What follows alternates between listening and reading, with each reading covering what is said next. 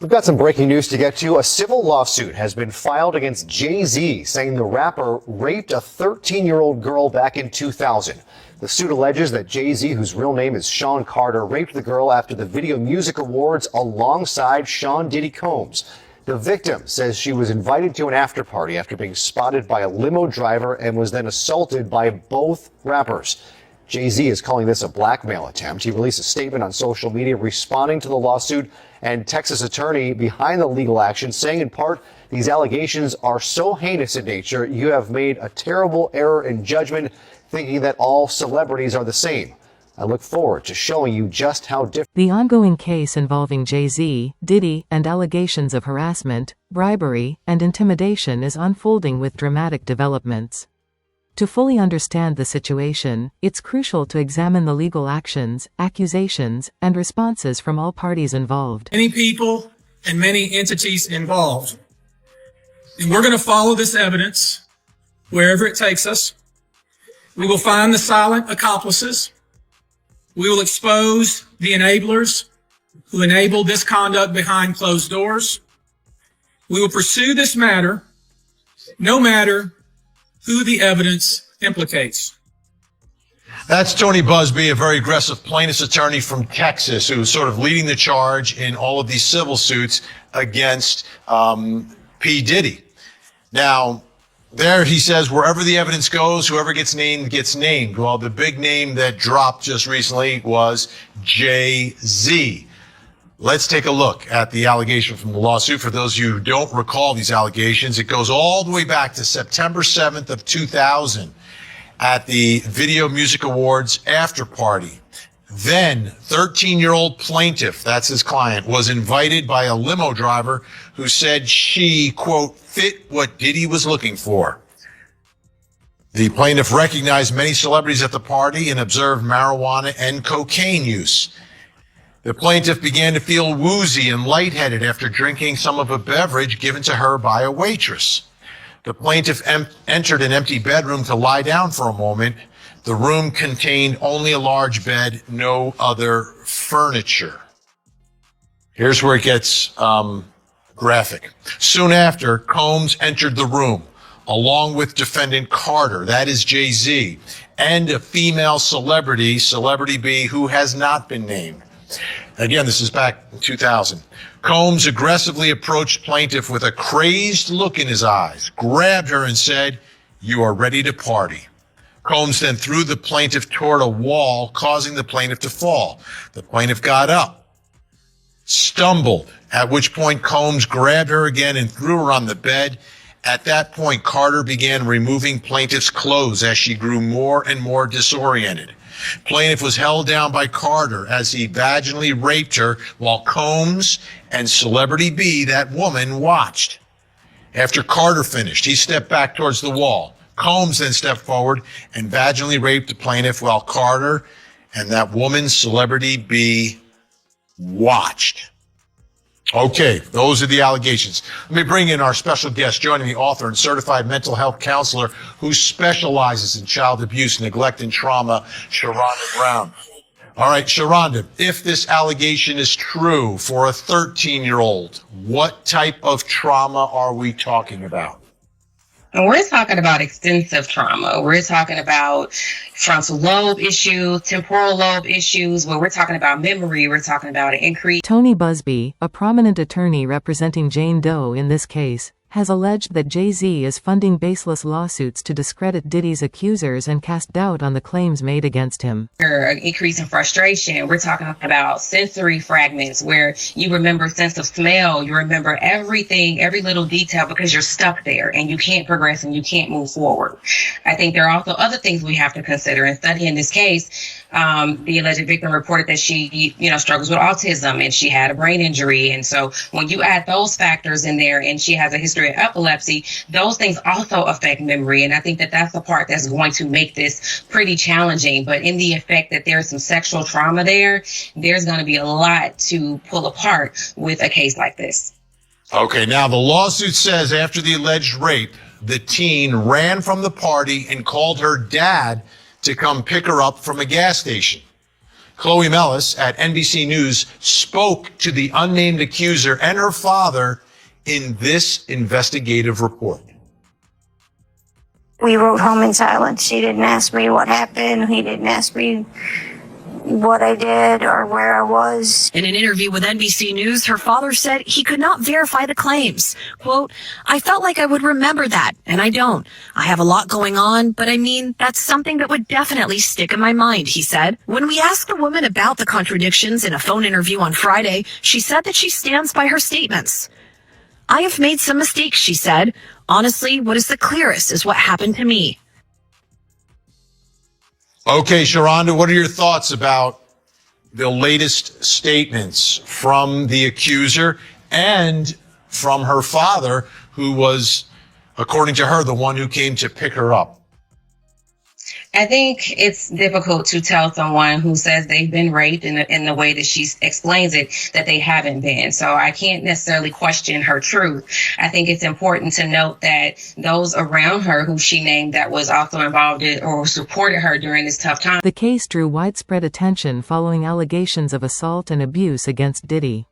These claims have triggered a wave of additional accusations, highlighting broader issues of power, intimidation, and secrecy within the music industry. They don't remember the situation. And so I think that those raise flags. But I also think that there is a lot of struggle with memory. And if we're talking about drug use, and like I said, we're talking about temporal lobe issues, then we are talking about questionable memory. How much do you remember? How much can you say was fact versus how much is maybe vicarious trauma? And what vicarious trauma is when you've heard the narrative so many times that you begin to believe that it's your narrative, and you will take on these feelings, beliefs, and ideas as if they're yours. And I think with all the other things she has going on, those are things that will come into question if she was someone that I was seeing. Not necessarily questioning her truth about being raped, but I would definitely explore all those possibilities.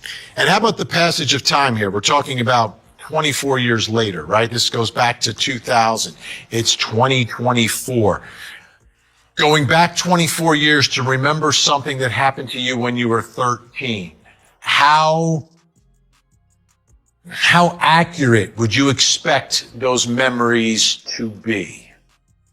I think when it comes to trauma victims, 20 years ago feels like yesterday. So I do think that there is some details that they will remember. They will remember scents. They will remember sounds, voices. They will remember all that as if it just happened yesterday. So I don't think that the time frame of it all, plays a huge factor. Now, I do know that there are some clients who will block things out, but the minute you start unraveling, it will come to them with such clarity. So I don't think that 20 years ago makes any difference to a trauma victim, because to them, it feels like yesterday or like they're still in the moment. And that's what hypervigilance is. And is there any way from your perspective when you're talking to someone to work through to figure out what is an actual memory versus what is perhaps, your mind playing tricks on you or some impact from the trauma itself? Is there any way to peel back any of those layers, or is it just is what it is?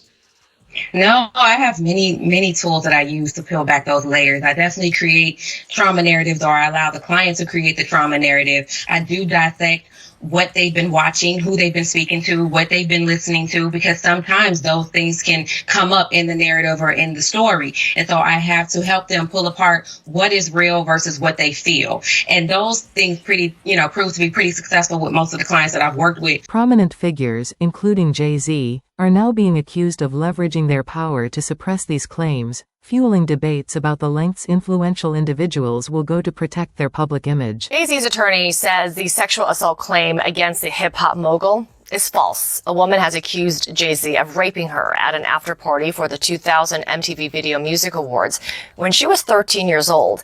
But attorney Alex Spiro says the allegations are, quote, all a fantasy. CNN's Elizabeth Wagmeister has the latest from New York. Jay-Z's attorney is doubling down on a denial that his client ever raped a 13-year-old girl. Now, Jay-Z has already fiercely denied these accusations, and his legal team has already asked the court to dismiss this case entirely. But now, for the first time speaking to reporters since these accusations came out, Jay-Z's attorney, Alex Spiro, held a press conference of sorts. There was a private meeting at Jay-Z's Rock Nation offices in New York City where CNN was invited to watch a presentation put on by Jay-Z's attorney where he had a PowerPoint where he showed different details that he says disprove Jane Doe's case. Let's take a look at some of what he said. This is not an account of inconsistencies. I wanted everybody to understand that this never happened. This is completely false. You have to look at the timeline. You have to look at the timeline. So there's an old expression that time doesn't lie. Everything else that I'm talking about, these glaring inconsistencies, these are not minor inconsistencies. These are not minor problems with this story. This is utter falsehoods. Time never lies. And so if you look at the time, no matter what, this couldn't have happened. It's not even possible that this happened. Now, as you heard there, Jay-Z's attorney saying that these aren't just inconsistencies in Jane Doe's case. He's saying that the entire thing is false. In fact, he says it's not even possible that Jay-Z was there. Now, if we go back to Jane Doe... Tony Busby claims that Jay-Z's legal team is aggressively attempting to weaken his client's case by filing a Rule 11 motion, a measure typically used to penalize frivolous lawsuits. He argues that this tactic is intended to discredit the plaintiff, expedite dismissal, and divert attention from other allegations involving Diddy. She alleges that she was raped by both Jay-Z and Sean Diddy Combs at an after party for the MTV Video Music Awards in the year 2000. Now, this after party, she said, was held at a White House that was outside of the city. Well, Jay-Z's attorney actually showed photos of Jay-Z that night at an after party, but it was in New York City. So he says, if you look at the timeline, it's not possible that Jay-Z was in the suburbs at this alleged after party because he was photographed being somewhere else. Now, in her initial complaint, Jane Doe also said that she got to this alleged after party by getting into a limo from a driver outside of the MTV VMAs who said that they worked for Sean Combs. Well, today, Jay-Z's attorney is saying that's not possible because the limousine line was barricaded by the police and fans were not able to access it. Now, I reached out to Jane Doe's attorney. His name is Tony Busby. He says that he is representing over 120 accusers of Sean Diddy Combs. This is the first accuser to come forward and name Jay-Z,